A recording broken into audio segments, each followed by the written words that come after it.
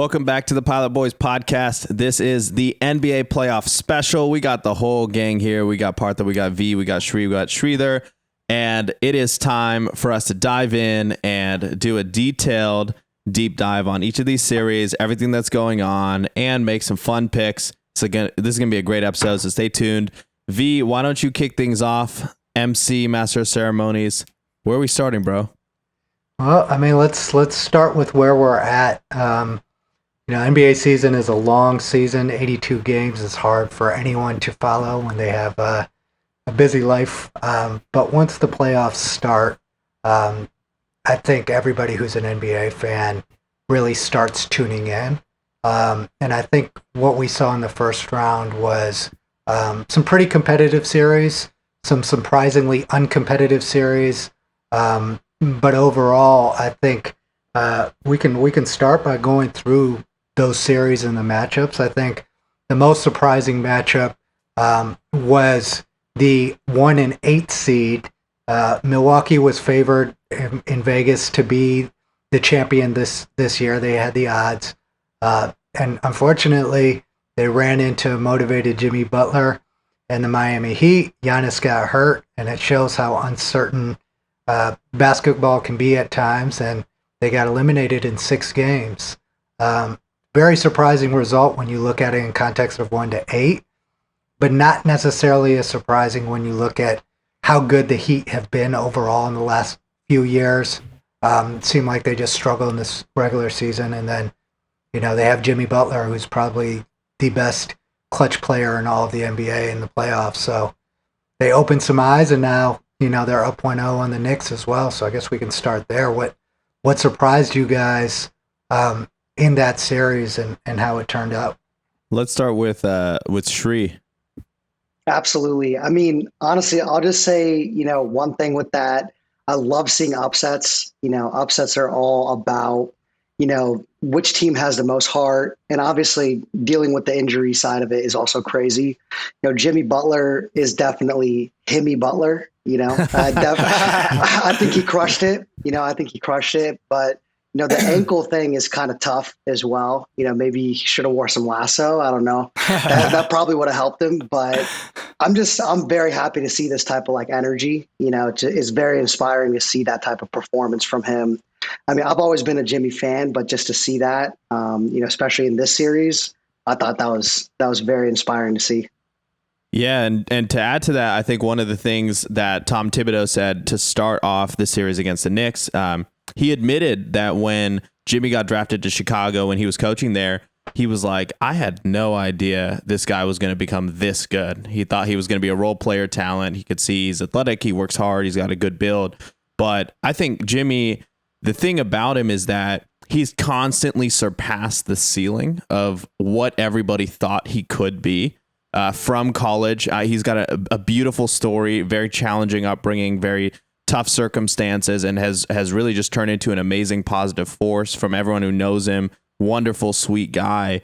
And to see him then be able to come to the court, and there's this phrase that they say, reality distortion field. And I think of all the players in the NBA, the one who's able to create the greatest reality distortion field right now is Jimmy Butler. And I think we saw it in that Bucks series. We saw it on that 56-point performance he had. At the end of that game, Milwaukee could have easily won that game. That's the thing that nobody's talking about, is that Milwaukee had control of basically all of those games. And when Jimmy Butler took over at the end of those games, the entire energy of the space shifted. And you could tell even the Milwaukee players had bought into the fact that Miami was going to win.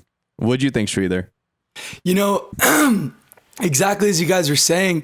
I also thought was interesting was Giannis had, I think it was a 40-point triple-double in that third game, and they still, at the last 5 or the fourth game, in the last 5 minutes, Jimmy just took over, and they put up insane numbers, but Jimmy made him look like they were playing playground hoop. Like, he was looking like prime MJ out there. Not even kidding. What do you think about all the MJ Jimmy Butler comparisons? Shree, I think you told me earlier about a conspiracy theory, which I think you should chime in on. Absolutely. So Jimmy Butler, there's a conspiracy theory going around. I'm preface this by saying this is not what I fully believe, but I'm open to believing this. Is that Jimmy Butler, he grew up with a crazy childhood. He was homeless. He had all these issues, but there's a theory that he's actually Jordan's long lost son. And I mean, he's playing like it. So I'm inclined to believe that, but it's a conspiracy theory, I can see it. I can definitely see it. Yeah, definitely some visuals there. And I don't think he's a Brand Jordan athlete. I'm not sure though. Yeah, he is. I think he is. He's Yeah. a Brand Jordan athlete. But I mean, for any basketball fan who grew up in kind of the MJ era, we always, even when they were comparing Kobe to him, when they were comparing different folks, they said Dwayne Wade was the second coming of Jordan. You kind of say, okay, Kobe was the closest. Kobe definitely had some of that same competitive energy that Jordan had. But I think in terms of watching this past series specifically, knowing what the Heat were dealing with, losing two of their four best players in Hero and Oladipo, and beating the best team, the number one overall seed, that is some Michael Jordan, Kobe Bryant type of talent right there. Specifically, how he took those games over. That's where Jordan fans will always say you have to have watched Jordan play and have had to actually watch these games, not just the highlights, not just the documentary, to fully understand the type of impact this one person had on the outcome of every game that he was involved in. And that's really what we're seeing from Jimmy Butler. I haven't seen it since him. And this isn't discrediting LeBron, Steph, any of these guys, but I'm talking about when the game is on the line, your team looks like it's down and out, taking over the game and single-handedly changing the will of your team and changing the outcome of that game. I haven't seen that since Jordan. Yeah, I think for myself and younger, these guys included, we never really saw Jordan do those things. I was 6 when he retired the first time, right? Or the second time he retired. So it's not something that I think people have experienced. And to see it happen the way that Jimmy did it, if I had seen somebody do that for 6 years straight, I think I would be also in the MJ GOAT camp. You know what I mean? Oh yeah. Yep. And it's funny, I was having this conversation over the weekend with Larry Hughes, and he was saying the same things. He was saying the thing about Jimmy that's so unique is that he does what he needs to do. There are games that Jimmy has a perfect game and you don't hear about Jimmy. Like, he might only have 18 points, but he's locked down his defender. It's like he just does what needs to be done to help his team get the result. It's not about him. And he said that's what makes him such a unique superstar is that he is a superstar, but he's a team player. And he always plays the role that his team needs him to play to win the game, and that's the other thing about Jimmy Butler that's unique versus a lot of the stars in the league now is he's probably the best two-way guard in the entire league in terms of he's a first-team All-NBA defender, he's a first-team All-NBA offensive player, he's got the clutch gene, and that is Jordan, that is Kobe. Those are the only two guys that were as good on both sides of the field of the ball at the guard position as Jimmy is. One of the things I wanted to comment on too, before we get to the construction of the Heat, is when I was watching the series, I felt a little bit disappointed, to be honest, by Giannis's performance and by Chris Middleton's performance. I obviously fatigue from being, that good several years in a row, not getting it done last year in a tough series. Remember with Giannis with the blood down his face and all of that. And I know there were, a lot of guys are pretty banged up at this point, but what's the point of being the 1 seed at the end of the regular season if you're not ready to win in that first round of the playoffs, right? And it's like, I was definitely really disappointed. I think to kind of add to it, Coach Bud did lose his brother partway through this series, which couldn't have been easy for him mentally. But to be fair, from a professional perspective, Coach Bud is not a good playoff coach. He wasn't at the Hawks. He's never been in his career. He's known for not making adjustments. And Spo is an incredible playoff coach with multiple championships under his belt, having worked with all sorts of personalities and talent. I think there was just a drastic difference in the quality of program that we saw, and I was surprised because I thought Milwaukee was a little bit more sturdy than what we watched in this series. Yeah, I mean that's definitely a fair criticism, but I also think that losing Giannis is he's the most irreplaceable player in the entire NBA for any franchise. To lose him in that way in critical games, I think he was out for 3 games of this series, and it definitely changed that for the Bucks, and then also the way in which Coach Bud lost his brother before Game 4 in a tragic car accident. The team had a bad run, and Giannis, we'll get to a little bit later, mentioned that. Like, that's the reality. You can play great an entire season, but if you have one stretch where your team's not mentally there, you have some injuries, then you could definitely lose all that momentum you gain. And like you said, the difference is that Miami was dealing with some of those same mental challenges, losing 2 of their top 4 players in this series, but they overcame those challenges and definitely believed that they still could win this series, and therefore they won.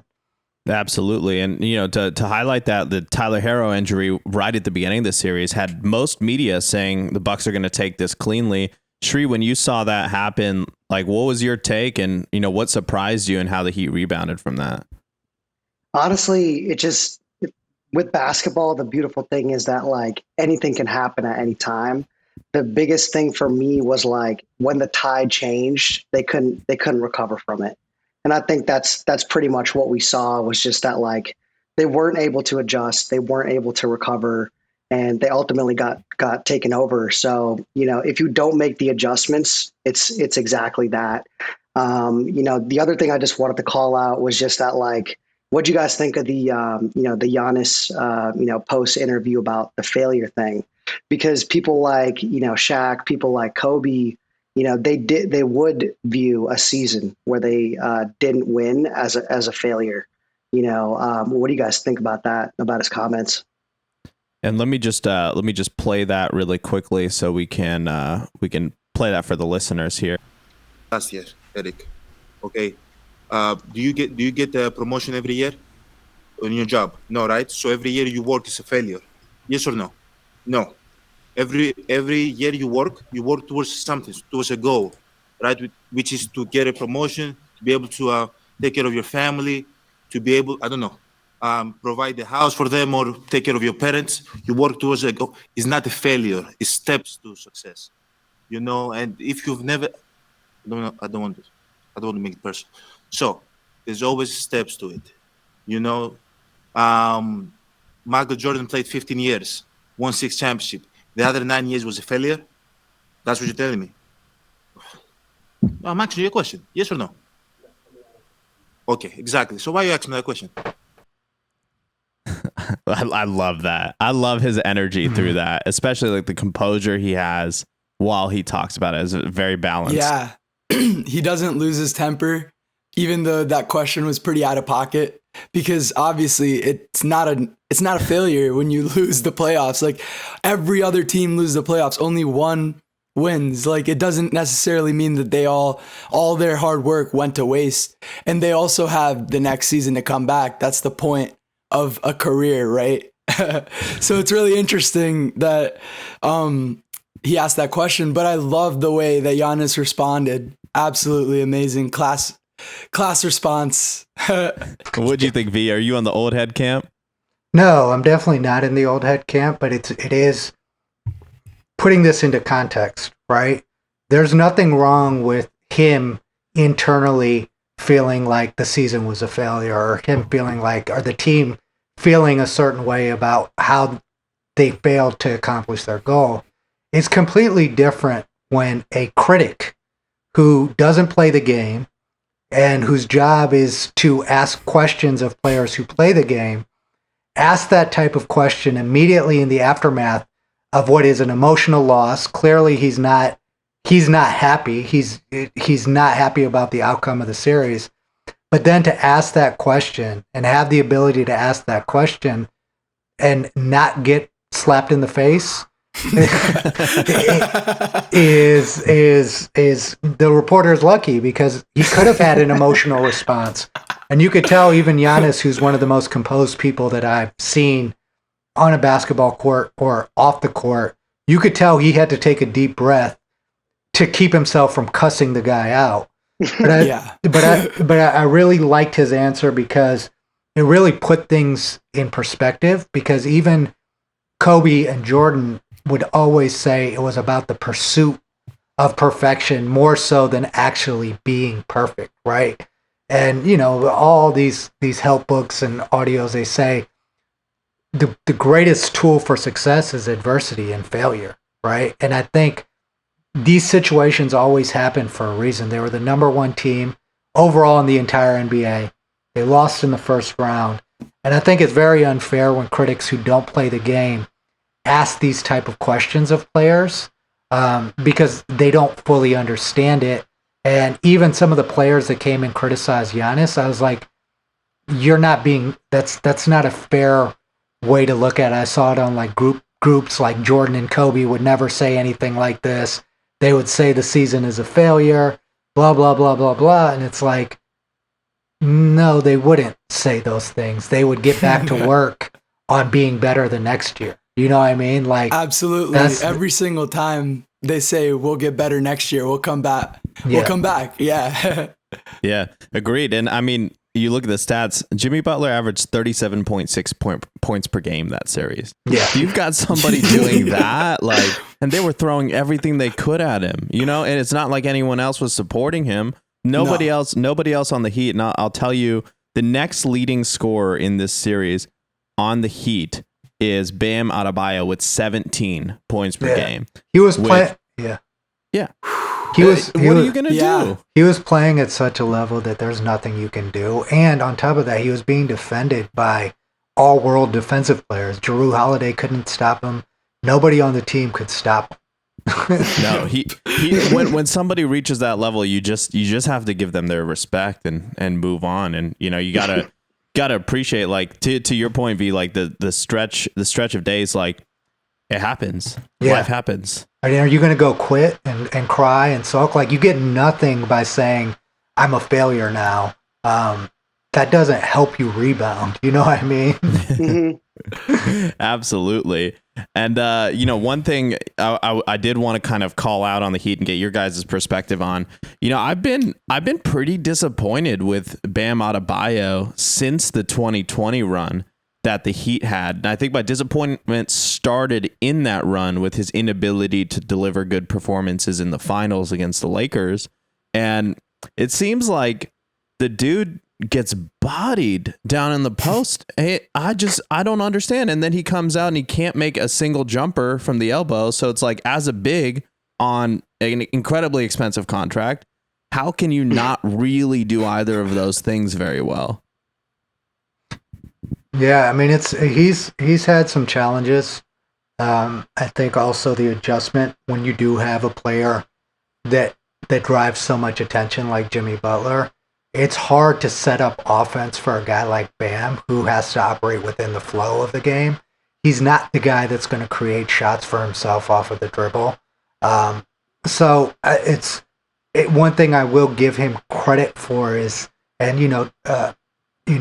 Chris Bosh said this about playing with Jordan, not with Jordan, with LeBron and Wade, was that you have to make the adjustment and understand that you're not going to be the primary centerpiece of the offense.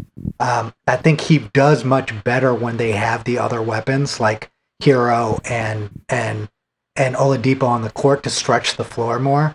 So I wouldn't want to be overly critical, but I do think that the hype, I agree with you that the hype that Bam Adebayo gets as an elite basketball player and elite NBA player, he's got to match that regardless, especially when those guys go out. He's got to step up to the plate.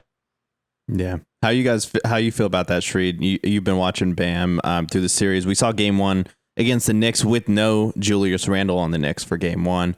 You know, what's your view on the Heat as they're progressing with this, you know, heavily impacted roster with these injuries? Yeah, I just feel like, you know, especially when you don't have like the key players on board, you got to switch into another gear.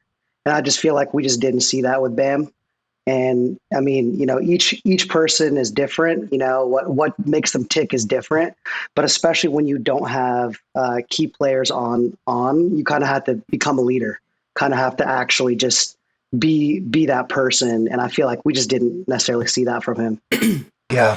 I mean, in game one versus the Knicks, he played 37 minutes, I think, and he only got 8 rebounds and 2 assists, and he had 2 turnovers, and he had 16 points. He was not exactly playing his part. I mean, he was, but he wasn't carrying as much as he should have, in my opinion. In game one versus the Knicks, Vincent was actually doing pretty well with 20 points. So that was pretty cool to see him hoop. And then, yeah, definitely thought that Bam Adebayo is a little overhyped, though, for what numbers he's putting up versus what we do expect from him. And we talked about the culture that we've talked about, the culture of the Heat, you know, a million times. I think the fact that Strus and Vincent can step in and immediately play impactful roles on the Heat is a testament to the culture and work ethic that organization has, and the amount of alignment that organization has and what they're trying to do on the floor. You lose Harrow, Oladipo. I mean, that's ridiculous in my view. And then to still be able to defeat the favorite 4-1 and then come out against a very good Knicks team and be able to close out a game one. Yeah. Yeah, it's definitely bringing memories of that 06 run when Dwayne Wade just kind of took over, and it didn't matter who the Heat were playing. He was just going to get the championship that year. It looks like that with Jimmy Butler, and it's also, you know, again, I always have to bring this up. What the hell were the 76ers doing? Choosing what's that guy's name that looks like J. Cole over Jimmy Buckets. It was just one of the most idiotic organizational decisions, because not Jimmy and Joel have the same energy as competitors, and it was like the perfect balance. And they would have a championship right now if they did not let Jimmy Butler go. That would be Tobias Harris for our listeners. The poor victim of V's verbal barrage there. he's definitely a good player, but Tobias Harris has been doing well. He killed it the last game in the series. He had 46 or something. Like, he's a player. Yeah, he was the reason they won that game, which was insane. I was shocked. But there's a reason why they haven't been series. They haven't been to the finals. Now that you say it, I can't unsee the J. Cole. Yeah, thing, I can't unsee it. Well, think about the J. Cole thing next time y'all look at JaVale McGee too. Yeah, because he's another one. JaVale McGee does not look like J. Cole over Tobias Harris. Just look over it up. Tobias Harris. No, over Tobias Harris. And for the record, he's a poor man's version of J. Cole, though. Yeah, you could give him that. For the record, I'm not knocking Tobias Harris's game. I just don't think he's got the mental attitude that Jimmy and Joel bring to the game of basketball. That was like a match made in heaven, and that's like one of the worst decisions that they could have made. And Jimmy, to this day, he says every time he plays the Sixers, he's like, I tell myself, I'm going to tell them you guys chose Tobias Harris over me. Every time they match up, he just hoops on him, which is great. Let's talk about the Knicks, who are the Heat's opponent in this conference semifinals. A very surprisingly good Knicks team that's been building quietly for the last few years, beat a decent Cavs team that we thought was going to do better than losing 4-1. The Cavs are not a team I closely followed this season, as you can hear in last week's episode where I thought Colin Sexton was still on the Cavs. But still, with Donovan Mitchell over there with having a good season, it was impressive to me the way that the Knicks beat them. And then watching game one against the Heat, the Knicks, it seemed, had complete control of the game until they didn't have complete control of the game. Mm-hmm. And that shows me that, that was without Julius Randle, one of their core pieces, especially down low. We talked about some of the weaknesses in Bam Adebayo's game, especially in this current structure and format. To me, this series, obviously with Jimmy's ankle injury, comes down to the battle down low between the Heat and the Knicks, considering that they both have talented shooters, talented 3-and-D guys. What are your guys' views in terms of the Knicks team? V, let's start with you. You've had a pretty good pulse on them. Do you think that they're going to be able to do it here? Or you think they're coming up against their match with the Heat?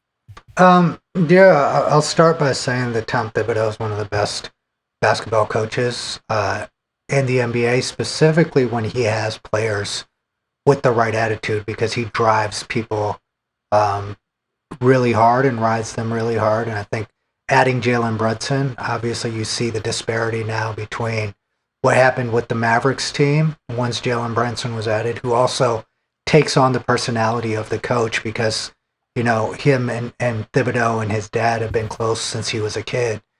So there's an implicit trust, and having that guy as the leader of the team that can take Thibodeau's kind of hard driving nature and apply it to the team has been critical. And you have a whole bunch of young guys that are just willing to play hard and play their role. I don't know if they can beat the Heat with Coach Spo and with Jimmy Butler with the way they're playing, but I do think that the Knicks and Cavs series showed an interesting difference between those two teams. Anybody could see that the Cavs have overall more elite talent than the Knicks. However, they're still a very young team, and the questions about Donovan Mitchell, he's obviously a great individual player, but we saw with Utah, but is he the type of player you can build a team around? And then also the bigs for the Cavs that, Allen and Mobley, you have to look at them and say, what were you guys doing? You guys have all the hype. Giannis said that he thinks that Evan Mobley, if he puts it all together, can be a better player than him, but he didn't flash it in the series. They didn't make the adjustments. Thibodeau was playing chess. They were playing checkers on the coaching side. It just doesn't look good. And the Cavs were the 4 seed, so they were the higher seed. There's a lot of questions about that team. Tons of talent, a lot of questions. But I think the Knicks are the team that's outperforming their talent level, and that's because of coaching and leadership. I don't think they win this series, but definitely something positive to look forward to for the Knicks organization. Yeah, what do you think, Sridhar? Have you stayed up with the Knicks, and what'd you think about their performance game one? So I thought that they actually did really good. RJ Barrett had 25. I think RJ Barrett had 25, and then who was the other person? They both had 25 the first game. Him and Brunson, yeah. And Brunson. Brunson actually has a sore ankle right now as well. And he came out after the game and put the whole loss on him. He was like, yo, it's on me. But I mean, just to kind of support the point I was making earlier, sharing screen here for the folks viewing our clips.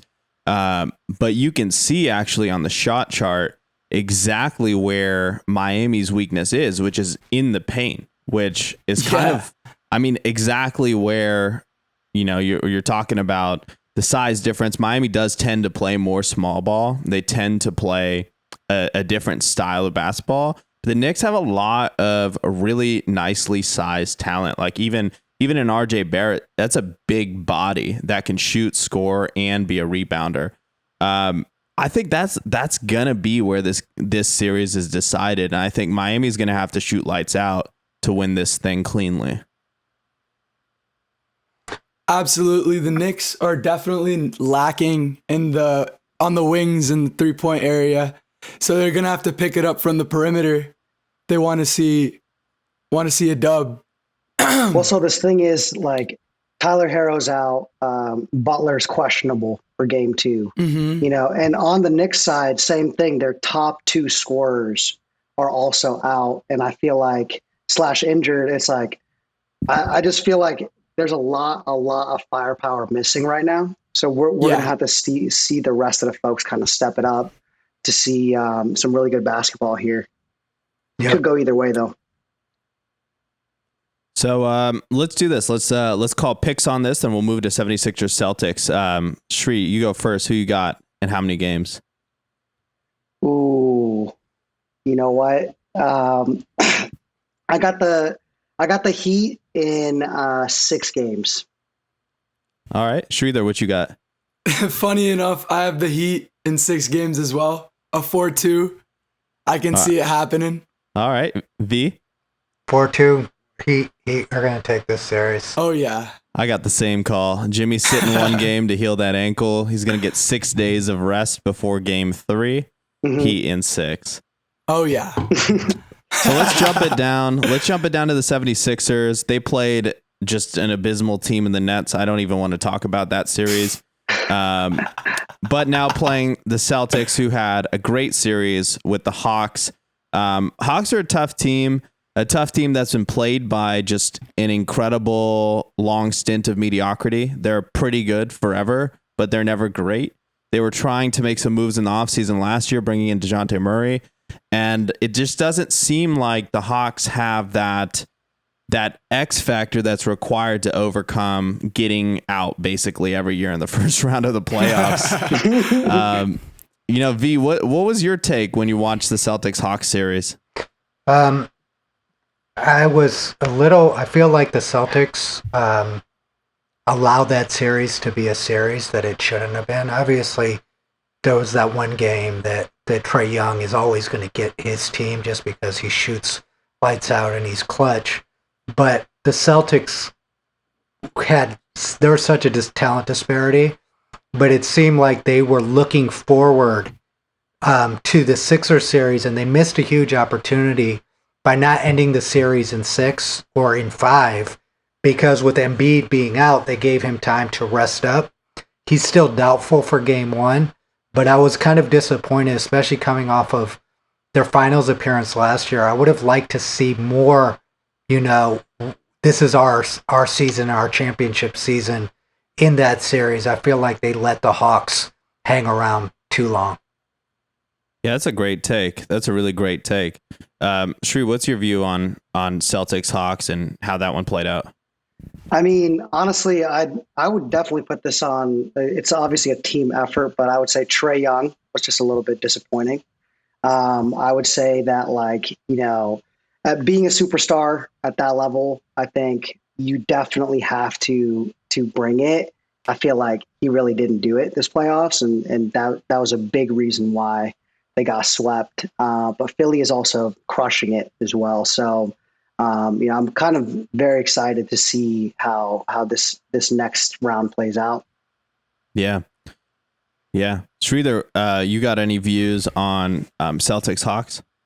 Yeah, as V said, Celtics definitely did let the Hawks stick around a little too long.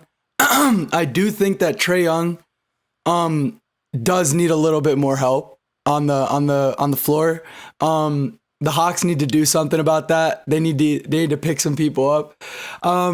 That I think it was the 4th game. Trae Young hit that clutch deep 3 to take the game. Definitely thought that was pretty nice. But all in all, yeah, Celtics let them stick around a little too long. Good series though, not bad. Yeah. Yeah, I think I would add that my biggest disappointment with the Hawks is the lack of development with John Collins specifically. I think that when they brought over Clint Capella, they knew what they were doing in terms of expanding the bigs. It created a good partnership between him and Trae Young. There were a lot of oops thrown. I think Clint Capella is really good at pick and rolls and rolling to the rim. We saw that with his role he played at the Rockets. He did a really great job there. But John Collins, when he came into the league, was supposed to be that guy over at the Hawks. He had a lot of hype around him. And I was living in Atlanta at the time, so I was immersed in a lot of the Hawks culture. And to me, I think the biggest disappointment is that I don't think this team wants to win. I think they're very comfortable. They're very good where they're at. It just doesn't seem like the organization, not the players, the organization wants to get over the hump here. And I think that's just annoying when you get into the NBA playoffs to see a team that I think there's moves that could have been made to strengthen this roster before the trade deadline that weren't made. And I think that it just shows like a lack of desire to win from the organization itself.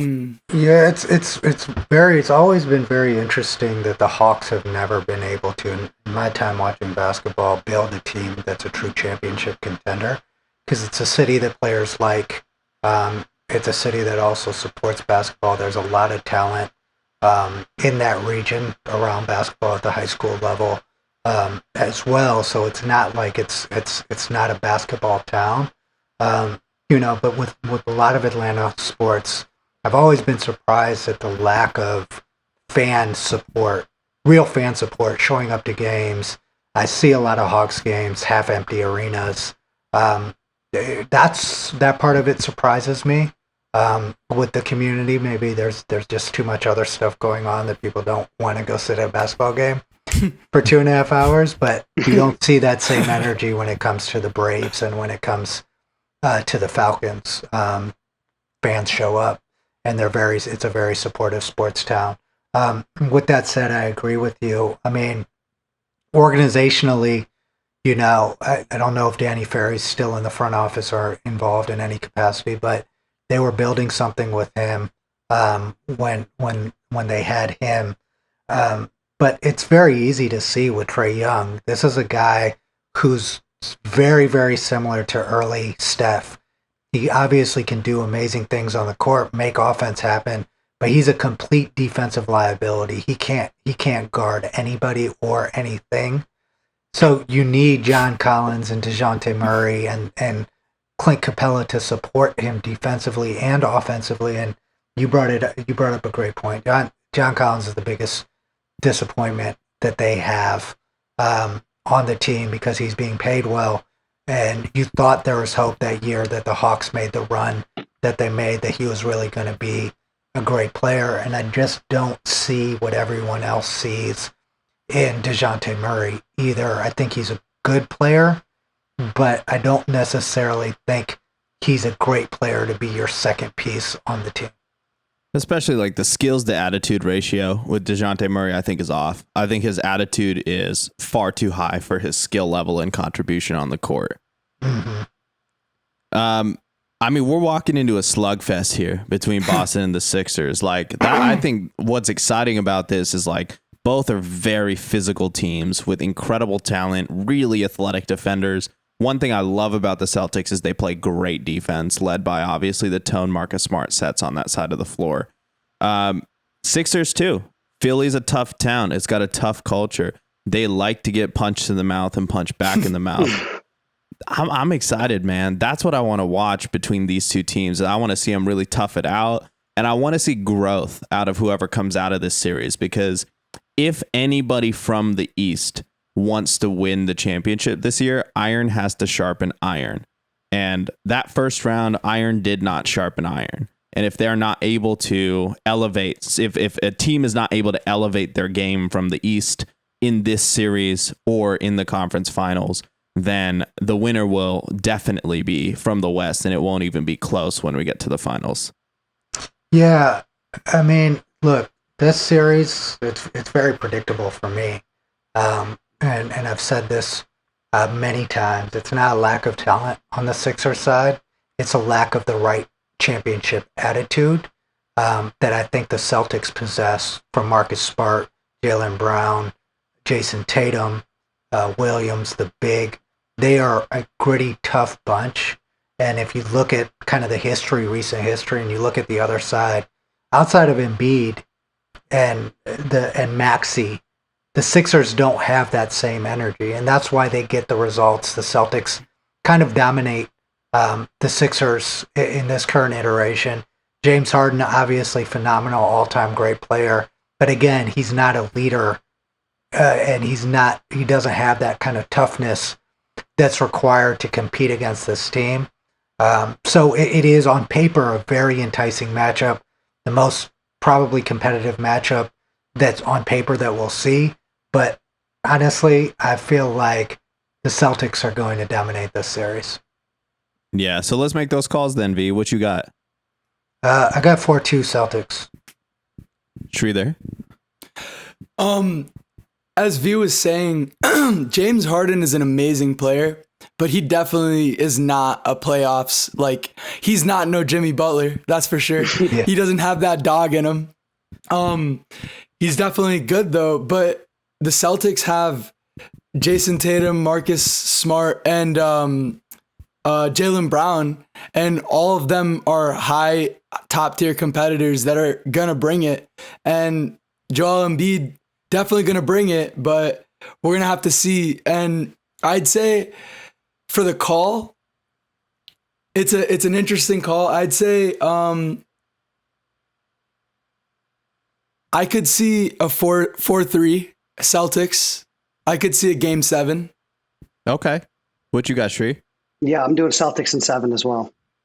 Yeah, I also feel it'll go to 7, but I think it'll be the Celtics. The reason why I think it'll go to 7 is because if we get Embiid back, I think he's got a couple heroic performances in him that are going to happen at home. But I mean, if the Celtics play to their potential, there's this idea, right, of do you play at your level or do you play down to the team that you're playing with? Right. And I think the Celtics will probably start the series playing down. And I think by the end, hopefully they're elevated from the toughness of the series. So to me, honestly, I think even without Embiid, this Philly team has been doing really well. They won a playoff game without him. They won 5 other games without. I mean, like I think it was like 11-5 when he wasn't playing or something like that. Yeah. But it's like just that this Philly team has also got a lot of heart. That's why it's going to be a good series. I think that's the catch-22 with Joel Embiid, right? Phenomenal talent, MVP level talent. But same thing with Anthony Davis and him. It's like you can't rely on them to be there when you need them to be there, and at a certain point, that matters, right? Yeah. And the fact that he's going to be out game 1, he's always having kind of these issues. And I know Embiid himself, some of the same issues that haunted Anthony Davis, which was how good of conditioning, how good a shape is he in? Is he taking care of himself the way he needs to in the off season? Because that was the biggest thing for him. Right. It seems like he's hit his stride in terms of being an overall player, but some of these health concerns you ask are, is his diet right? Is his training right? Is he doing all the things, just like the same questions they ask of Anthony Davis? Is he doing all the things to make sure that he's right when he needs to be right? Yeah. And on that note, I actually saw something really interesting about Embiid. And he has a high prevalence of foot injuries in the playoffs basically every year. And somebody who's like a sports astrologer, it's like a real job, broke this down. But basically, apparently because of his astrology and because of various signs, he is supposed to be more prone to foot injuries during April and May every single year. So they found that all from his birth date, location, and all of that. And I just thought that was a really, really interesting factoid. That had nothing to do with the fact that they have all the data of all his injuries to just set it to set the storyline. Yeah, you never know. Speaking of Anthony Davis, let's jump into that Grizzlies Lakers series that we just watched. This was like probably one of the most entertaining. Oh my goodness. Dylan Brooks poked the bear, and that's for sure. He gave him 40 though. He got the 40 he asked for. He did. So let's start with the Grizzlies. They started to unravel once that Shannon Sharp beef started. Yeah. That was the start of the Grizzlies not being that team anymore. Yeah. Right. Agree 100% with that. Like the fact that you're beefing with not even a former NBA player, but a former NFL player that is like a LeBron dick sucker is like, what do you expect him to do? Like he's literally paid every game to kiss LeBron's ass. Yeah, that's true. That's his role at the network he's at. And the fact that he can take you out of your element and mess you up mentally, combined with Ja Morant kind of having his issues, like not being mature enough. Then you add in Dylan Brooks, who always talks shit that he, writes a check he can't cash in every series. Like, it's fine to talk shit, but like you have to perform, right? Like, I agree. I love the energy, and I love the competitive spirit. But if that actually derails your team and creates a distraction and motivates the other team, it's like they always say this: don't give the other team bulletin board material. And you, as Dylan Brooks, who's never even touched or even been close to an All-Star game, talking shit about LeBron James, who's the all-time scoring leader and one of the top 5 players to ever play the game, is just idiotic. He's going to be playing for the Guangdong Tigers in China next year. Did you see that clip of Shaq? Shaq and Charles, they were like, let's write down where Dylan's going to be playing, and they both wrote it down, but Shaq wrote it in like beautiful Mandarin. Oh, I missed that. He was like, Chuck, you spelled it wrong. He turned around his dry erase board and it was written in perfect Mandarin. It was God, that's amazing. Yeah, that, and then Ja being like, I'm fine in the West. It's like, yeah, and then the trades happen. Yeah. Oh my goodness, Lethal West now after that. Yeah, again, it highlights, And the thing is, I was a huge, I'm not going to say I am, but it could still become, again, a huge Ja Morant fan in college when I first saw him play. I was like, this guy is like a more controlled Russell Westbrook, Or Derrick Rose. Yeah, even, like literally I kind of thought. The MVP caliber Derrick Rose, but it goes to show you that no matter how talented you are as a basketball player, if you're not surrounded by the right support system and you're not mature mentally, that talent can unravel. And Ja Morant, same thing. He should have never taken. Yeah, his arrogance is fine, but you better back it up. One thing I will say about him, statistically, in that series overall, for the most part, he did back it up even after he broke his finger. He was nice. The energy was still there.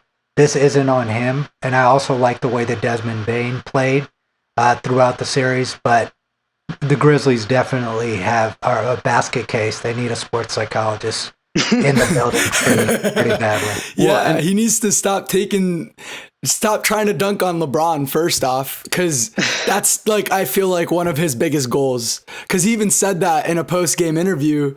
They were like, who do you want to dunk on the most? And he was like, LeBron. And you could see he wanted to dunk on LeBron. He jumped like 5 feet from the basket, just jumped up, just thinking that he'd do it, and they just tackled LeBron, basically. It was like, I just thought it was ridiculous, because I mean, he still, as you guys said, carried through and backed up what he was talking about, but shouldn't have been trying to dunk on LeBron that much. No, and I also want to throw it out, like, the Grizzlies, I'm glad they're, on their vacations now, reflecting on this year. But what we saw was the Lakers, specifically LeBron, show us a different level of the game than the Grizzlies have access to as a team. And the basketball IQ, everyone talks about basketball IQ, but the thing that I think sets this LeBron team apart is 2 things. One, this is the best supporting cast he's ever had, in my view. Even when he had, the Heat teams, there's a couple years that argue. Quite a bit of support there. Yeah. Let's set that in a different box. Yeah, that's a different era. But in LeBron's current game, he physically doesn't have it to be able to carry the team the way he could in the past. And so you're not going to get 40-point games out of LeBron every single game. It's just not what he does anymore. But what he knows how to do is facilitate the flow of a game, and he knows how to control momentum. And seeing LeBron, the greatest scorer in all of NBA history, taking charges game 1, game 2 of this series, throwing his body on the line, that sets the tone for your younger guys who have the energy, who have the athleticism to fill in the gaps from a scoring perspective. And when you have guys like Reeves, you have D'Lo. You have Schroeder, you have AD playing an incredible series. It allows LeBron to be more of a tactician on the court. And I think from a fan perspective, for me, I have never been able to watch LeBron be this strategic. It's like a different level of basketball that I'm able to experience just by watching the way that he played in the series. So I just got to say, like, that is new. I didn't know he could do this. I didn't know he had that power in him. It's sick as fuck. Like, it's so cool. Yeah, I mean, he had a phenomenal series, but I think it's really unfair to the rest of the Lakers team and how they performed. You know, and this happens with every team that LeBron is on, right? He's going to get all the headlines. He's going to get all the credit. But the best player on the court for the Lakers has been Austin Reeves.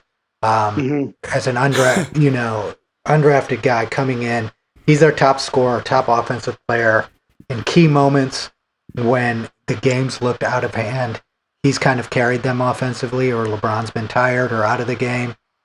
That's been the biggest thing. But even looking at the rest of the supporting cast, another guy that's not getting the credit he deserves is Jared Vanderbilt. He has been the defensive ace for the Lakers in this series. Like, he's really, really become an elite level defender, and that was a key acquisition that they had as well. And then, you know, the more inconsistent, then D'Lo as well. He's got the competitive energy, and then there were moments in that series too where he took over and went on 10-point scoring streaks. So there's a lot of help, as Partha said at the beginning of the conversation. He's had a lot of help with this team. The biggest X factor and kind of uncertainty for the team is actually Anthony Davis. He had a great closeout game, but he just has disappeared in elements of the parts of the series. Every time he gets fouled, you think he's going to be out for the season. Like, he doesn't seem to have that energy of like that tough mentality that's required, and it seems like you're just waiting for him to have that injury. And if he gets injured, this Lakers team falls apart completely on the defensive end of the floor. Yeah, I think that's one thing to highlight, is that while he may not have brought it as much on the scoring front in that series, on the defensive front, AD was a monster. Like, the Grizzlies could not get to the rim, period. Yeah. And if AD even plays that role, and good call out on Jared Vanderbilt, I think he deserves flowers for the way he's playing. But I think this Lakers team is playing a level of defense that I'm not accustomed to seeing with most LeBron teams. Usually there's a lot of coasting by a lot of the players on the team. But the fact that there's all these young guys in, the fact that LeBron has aged to a point where he can't be primary 1A ball handler, scorer, etc., creates the room for other talent to rise. And we're seeing that. We're seeing it with Austin Reeves, who's the real deal, man. Like, he's an amazing player. He brings amazing energy, amazing culture. I can't, for the life of me, understand what he says when he's being interviewed. He does not speak clearly. But he's incredible, man. Yeah. Speaking of injuries and Anthony Davis, he has a ridiculous amount of injuries in the past. I don't know if you guys have ever seen this, but this is literally his injury chart. And we're still in 2022. You've been scrolling for all this time. This is look, 2021 right now. Yeah, in 2019. Dude, this dude literally like just gets, I don't know what it is, but Anthony Davis is high injury prone. Yeah. So like definitely got to watch out for that in the playoffs and in the series specifically. So we're going to definitely see how his body holds up throughout this series. Yep. Wish him best of luck. Yeah, let's transition here to the Western Conference semifinals now that we're out of the Lakers Memphis thing. I think we can talk about that was definitely a win for the NBA culture. to get Memphis out of the playoffs. I just don't think that they were We needed that. Yeah, We needed that. but again, it creates what everybody wanted to see and what everyone's gotten used to seeing for the last decade or so. LeBron's team against Steph's team.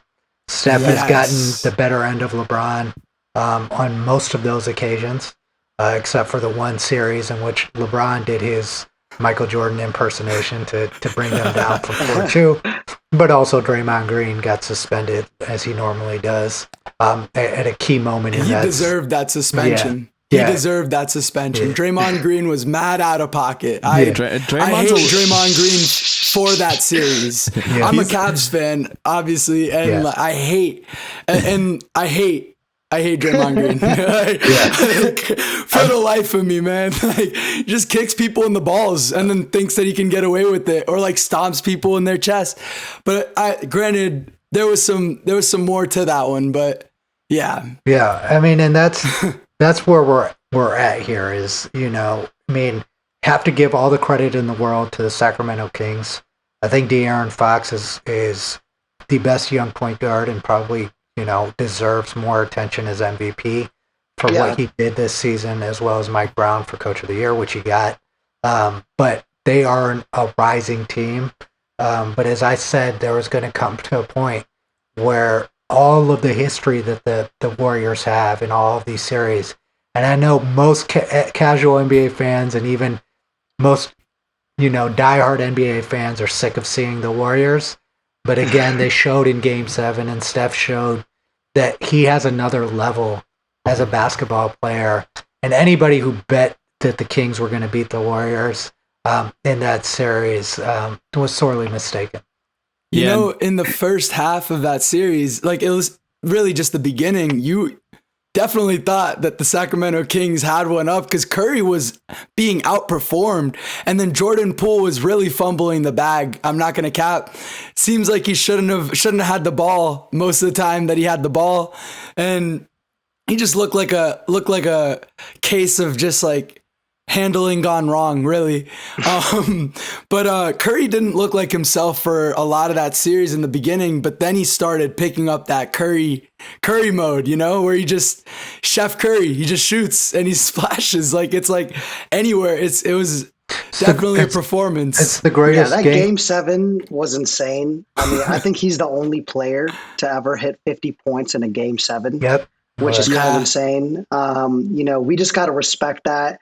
And the story behind that Game 7 thing is pretty tight too, because he couldn't sleep, and I think they had a group text between Clay, Draymond, and Steph, and they're just up, they're texting back and forth 3 a.m., 4 a.m. And then supposedly Steph was just like, let me handle the pregame, speech. And supposedly that speech was just incredible. Like it got them so engaged. Because he never talks. Yeah. Yeah. And that's like, I just love that. It's like, that's Curry's like your an favorite amazing sports leader, movie. man. That's like your favorite sports movie right there, in real life though. So I just thought that was The quiet superstar props. becoming vocal when he needs to be.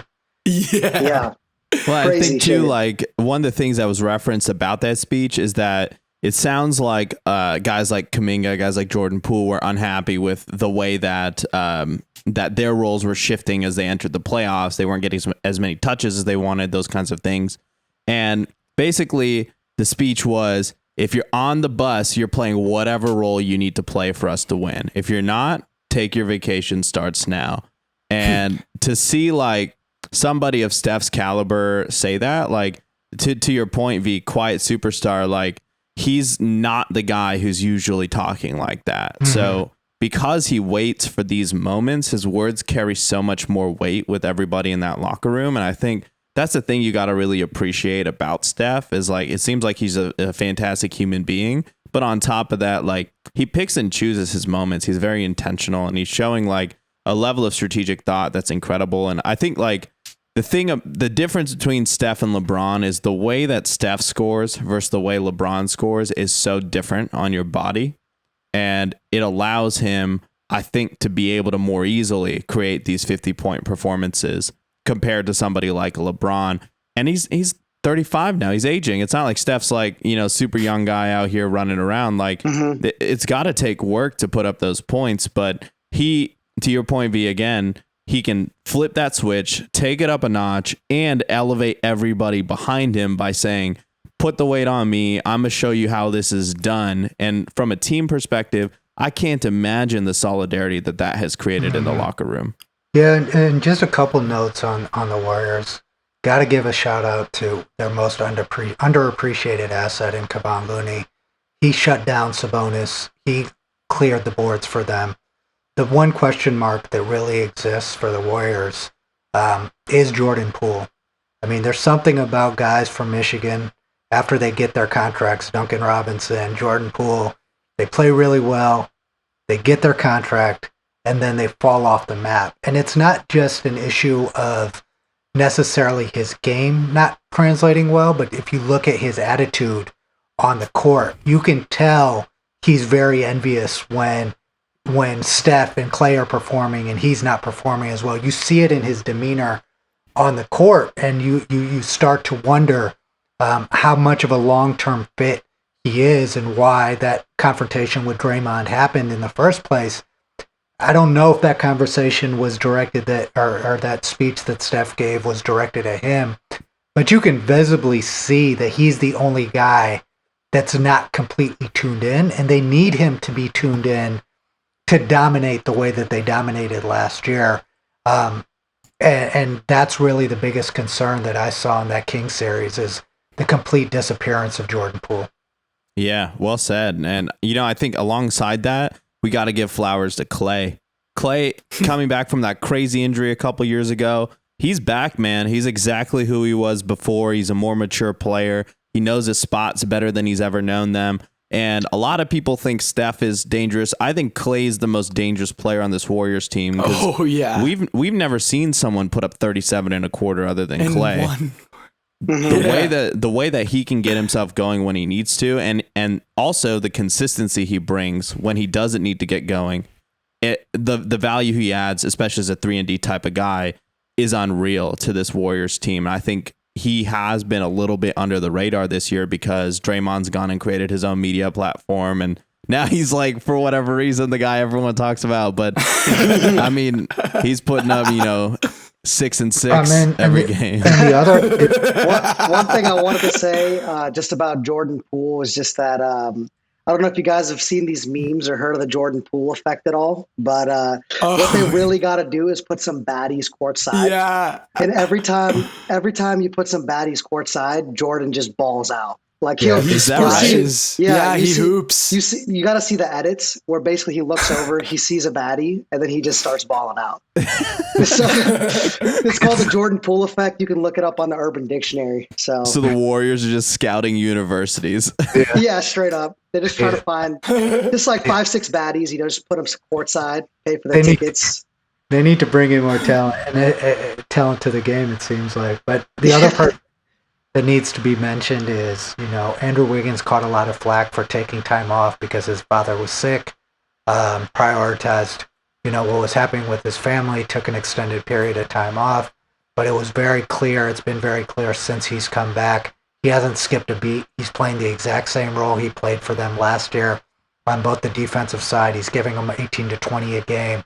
Definitely have to give a lot of credit to him, as well as, again, these guys on the Warriors understanding their roles. That's really what it is, and everybody understands their role on that team except for Jordan Poole. Absolutely. I think that's a testament to the Warriors organization. Steve Kerr is an amazing coach, amazing leader. He's clearly brought that room together. Coming into the series, I wanted to highlight the matchup between Austin Reeves and Jordan Poole because I think they serve really similar roles on both teams. And in my view, this series could likely come down to whether or not Jordan Poole decides to mesh with Golden State or whether his ego takes over.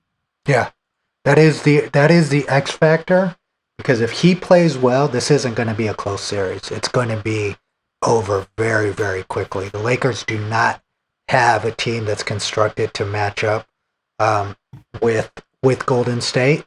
And everyone's pointing to how they dominated Memphis, but Memphis was the most paint-heavy offensive team in the entire NBA. Most of their shots came within the paint. The Warriors are going to stretch this aging and kind of team out defensively because they're the most perimeter-oriented team.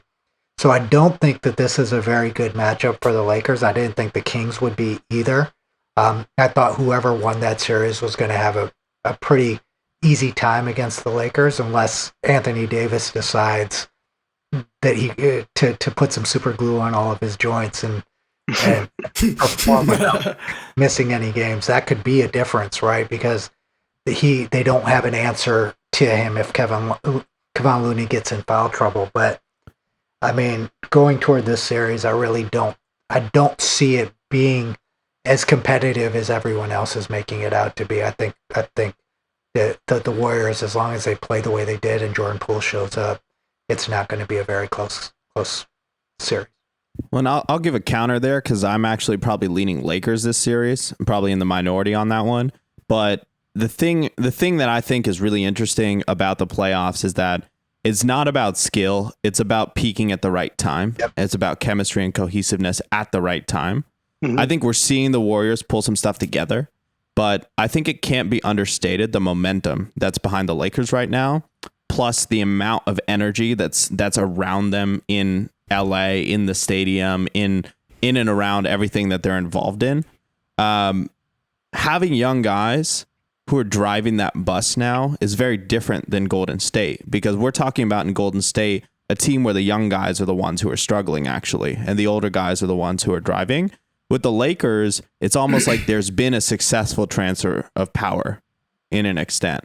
So if that transfer of power can be completed in a sense where LeBron's able to stay in that kind of oversight role, if AD continues to be a defensive monster, but also a rebound monster specifically, that's the big thing for the Lakers, is that if you can keep the Warriors from getting extra shots, you have a size advantage against the Warriors. You can get some of their bigs into foul trouble, and I think that they have the talent advantage down in the paint as well on the Lakers side. If you can keep the Warriors from getting multiple 3-point attempts in a possession, and if you can allow guys like Rui Hachimura, who will not be getting guarded the same way LeBron and AD are, allow guys like Austin Reeves, same kind of situation, to dominate their matchups against the younger pieces of talent or the less experienced pieces of talent on the Warriors, that's where I think there can be an advantage for the Lakers. And obviously, as a LeBron stan here, kind of leaning that way. But let's, why don't we, what do you guys think, Sri and Sridhar, about the series? And then why don't we do some picks after that? Hell yeah. I'm just going to jump right into my pick. I'm going Lakers in 7. And the reason I think it's actually going to be competitive is because even more so than teams, I still feel like Jordan Poole is just too much of a wild card. So like he would need to be reliable throughout the series in order for, them to really dominate like that. So I'm thinking like, that, and I'm also a LeBron stan as well. So, that part, and just the fact that LeBron's 38 and he's playing the way he's playing. I mean, I really feel like whoever wins this series will have, they both have 4 rings now, right? LeBron has 4, Steph has 4. They do. So whoever wins this, I feel like is really the GOAT, right? You know what I'm saying? That's that Kobe talk then. They still got to beat Denver. They still got to get the 6. Yeah. But I'm just saying. Between them, hey, there's this conspiracy. Yeah, between them. Well, there's this conspiracy that, how like, I don't know if you guys have heard about the conspiracy that like all sports are like following a script to an extent.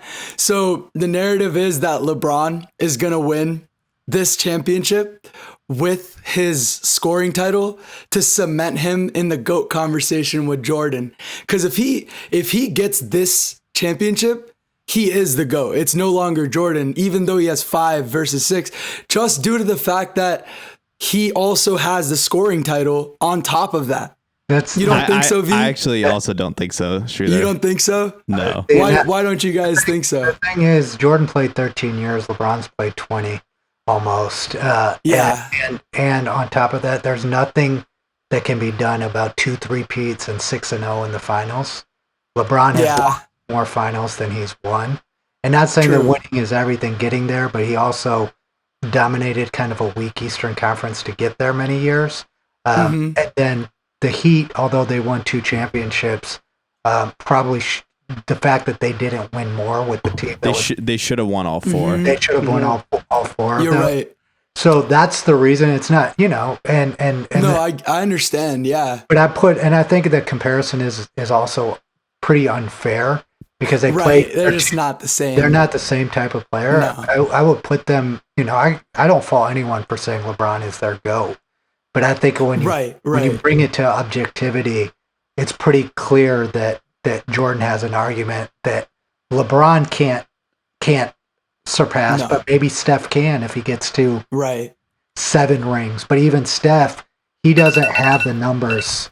He doesn't have the numbers to support the argument that LeBron has. LeBron has the numbers, but I don't think Steph will have the numbers or the defensive talent to be the GOAT. He'll probably be the greatest player of this era and the greatest point guard ever to play the game. But I don't think he's the GOAT per se. And I think there's multiple goats too, right? Like Yeah. depending on the era. Like Yeah. this the type of basketball that people are playing has changed so much. Like the way a Jordan worked, like his personality wouldn't work in the league this year. No. Like he wouldn't be able to be Jordan right now. So I think like Right.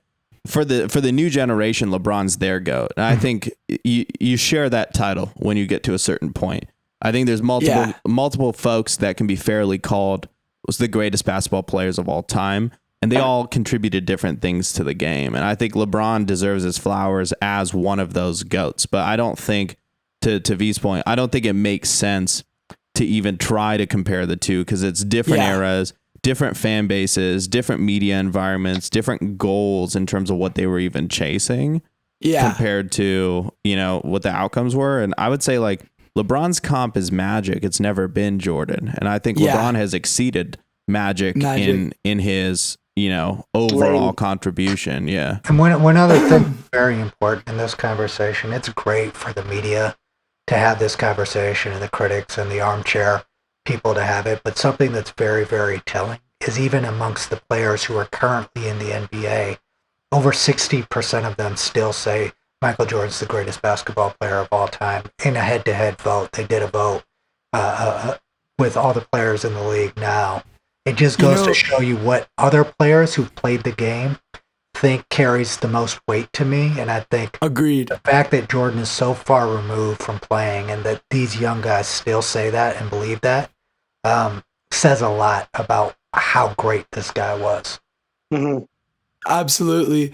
I have to actually agree with you guys because as you guys said, it is different eras, and it goes back to what we were talking about before of you just had to be there and watch him play to see what it was actually like and the energy that he brought. And as you guys said, 2 3-peats is no joke. It's no joke. Well, and he went to go play MLB too, like in the minor leagues, like that. Like he is definitely the GOAT in his own right. And as you guys said, so is LeBron. Yeah. I definitely have to agree with you guys after hearing you guys out. LeBron is clearly the most dominant and best player of his era, right? And there's people that make the argument that you shouldn't argue, and I think part of this way you're saying you shouldn't argue GOATs in different eras, right? Right. But one thing I will say is that Jordan was averaging nearly 40 points a game in a league that defense was emphasized. Like everybody scores 35, 40 now in the NBA. So scoring itself you can't compare that because if Jordan was playing with these rules, no hand checking, and he could operate the way he operated, pretty much every single basketball player will tell you Jordan would have averaged 50 points a game. He probably would have got bored. I mean, that's the reason he retired is he was winning too much. He got bored. He was gambling. He was up every night before games. Like he was way better than everybody else by such a significant degree. It's like what we saw from Jimmy in that playoff series. Imagine that every night. Like that's really what Jordan contributed. So It's his son after all. That's different. It's a different thing. It is his son after all. It's to the point where that's the reason he's not a very likable person. Right, is because we're never going to see somebody who has as little work-life balance as Michael Jordan, right? Like he looked at every slight. Like, it's why a lot of people don't like Michael Jordan, the person.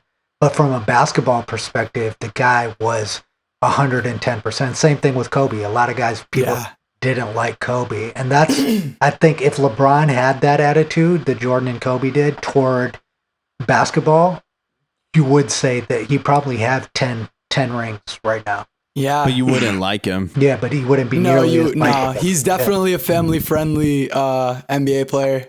That's for sure.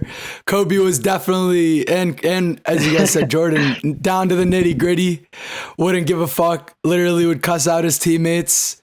Not as family-friendly. Definitely had the dog in him, though. Both of them did. Yeah. That's that like cleaner mentality that Tim Grover, Oh, there you go. That's a good reference. Yeah, Relentless. Relentless. Yeah, good book. It's by Tim Grover, Michael Jordan and Kobe's personal trainer, and D Wade. Yeah. So let's dive in. I think we got off topic here a little bit. Yeah, you got to pick just to a little make bit. sure. You got to make it fit. I do have a pick to make. You're absolutely correct. Wow. Literally slipped away from me. You know, I'm a hard LeBron stan. I'm going to have to say Lakers in 7 but here's the thing. I can easily see it being Warriors in 7 as well. And here's why. It's because Steph Curry can easily pick up, and he always can pick up slack. On top of that, he also has Klay Thompson and Jordan Poole in backcourt with him. And dog, they are literally shooting machines. So those 3 are shooting machines, especially if Poole can pull it through, which that's a 50-50 shot. But I mean, hey, they'll have some conversations in the locker room, I'm sure, and they'll get him going. I'm sure they will, because he's not about to slack off. Oh yeah. I really do think fists from Draymond, just a couple clocks to the face. Yeah. Little strong talking to. I could see it going both ways, but I'd have to say LeBron. So Lakers in 7, just because that's just my internal bias kicking in. But in my reality, like objective take, either Warriors or Lakers in 7. That last game is going to be crazy, in my opinion. Yep. Oh my goodness. So my last one. And if Draymond does some good defense, oh my goodness. They could do it. They could do it. I mean, I'm trying not to put my personal biases in my analysis of the game, but the truth is, like, I'm a big LeBron fan. I hate the Lakers. I've always hated the Lakers as an organization. I have always hated. I hate Lakers fans. Really? So I love Kobe. I'm a big Kobe fan as well, and a big Lakers fan because of that. Taking the bias out, I hated Kobe until later on in his career because I thought he was trying to be Jordan in literally everything. He was. I mean, he definitely was, but he did. No one else was as close to him. I appreciated him much more when the league shifted to all these guys building their super teams and Kobe sitting there like, I'm going to beat him. But I enjoyed. I love that. I love that. I enjoyed that version of Kobe, but honestly, like when you look at this series and you look at the matchup, it's not. I mean, LeBron can go superhuman maybe at 38, but this isn't going to be a series. I feel like the last series going to Game 7 is what woke up the sleeping giant. And I know generally NBA fans are tired of seeing the Warriors, but this team really is that much better of a team than this Lakers team. And they've had a decade of being together versus 30 games of being together. And I just think that it's going to be 4-2. Even without Jordan Poole necessarily performing, when you look at this team and the firepower that they have, and also you look at the three-point shooting comparison between the two teams, the Lakers won against the Grizzlies because they played against another team that could not shoot the three well. I don't think that happens in this series, and I see it ending 4-2. I think LeBron's greatness will get 2 games for the Lakers, but I think overall, I just think, and then the coaching mismatch here too. Steve Kerr is 17-0 in series against Western Conference teams.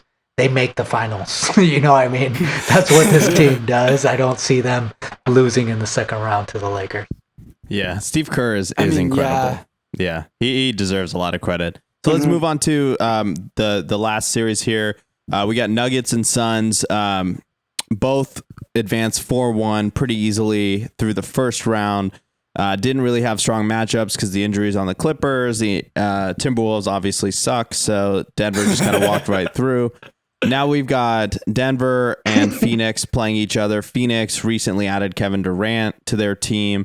But the story of game one was Jamal Murray, and even Jokic said it, potential MVP, but likely runner-up this year in that. But even he said we're all following Jamal, and Jamal showed us who he really is. He showed us he's that guy. He's been that guy. We saw it in the bubble playoffs. We hadn't really seen it because he had that bad injury. And I mean, he's balling. The Nuggets are balling, and I didn't watch a lot of Nuggets basketball this year, but after watching game one, the thing that stood out to me, really, there's two kind of primary things. One is that the Nuggets are sneaky talented and sneaky athletic, especially with their role players. And two is that the Suns don't know how to use Kevin Durant. And I think those two factors together have been really interesting for me. So, in my view, I think this is a pretty easy win for the Nuggets. I don't think this is even going to really even be a series. I don't think the Suns have it at all to be able to bring to the level the Nuggets play. But I want to see kind of, what do you guys think about that? Yeah, I'll jump in here. I don't think this, again, I don't think this one requires as long of a conversation as the other series. But I do think it's important to highlight a couple of things. Teams kind of few teams in history have kind of made this mistake of kind of going all in and compromising the depth of their team to go all in on 3 or 4 players. You saw it with the Nets when they got Garnett and Paul Pierce. You saw it with the Lakers when they had Karl Malone. They brought in Karl Malone and Gary Payton. You have a couple of aging kind of veterans that are still superstar level players, but then you're expecting them to play heavy minutes every single game and not get breaks. You cannot take Chris Paul, Kevin Durant, and DeAndre Ayton or Booker off the court. And Booker and Ayton are the only young guys, two of those guys that are young. Durant's 35, Chris Paul's, I think, 37 years old. I think actually he might be older than LeBron because they were in the same draft, but he played a couple years at Wake. So that's where I think that the Phoenix Suns, going all in on Kevin Durant was great, but they don't have anybody else on the team. You can't bring Austin Rivers in as your next piece, and they don't have any semblance of help on the bench. And Jamal Murray, Jokic is great, but they have no answer for the freakishly athletic Aaron Gordon. And you saw in game one, he was very dominant. They don't have an answer for that. They don't. And it's unfortunate. Maybe the greatness of Kevin Durant and Devin Booker carries them in this series, but I see it the same way you do. I think the Nuggets win this series in 6. What do you guys think? Sri, let's start with you. Yep, I completely agree with that. I feel like the Nuggets are playing super, super well. Also, just Murray is crazy. He was shooting 51% from the floor. And they also won the offensive boards battle as well. So I feel like it's just, I wish it was more of a close game and close series, but it doesn't really look that way. Like you guys said, it doesn't seem like KD really, they figured out how to use KD yet. So, I'm definitely going with the Nuggets in 6. What you got, Sridhar? Honestly, I have the very similar take. I'd say either Nuggets in 5 or 6. I can see it happening. That's pretty much the same take that I have. 100% agreed with you on my side. I think that the Nuggets are honestly way better than everybody else this year. I think it's 5 game series, Nuggets in 5. And Jokic I think is a killer. Yeah, he gets triple doubles like nobody's business. Well, the key to the Nuggets for the last 2 years has been as you said at the top, Jamal Murray.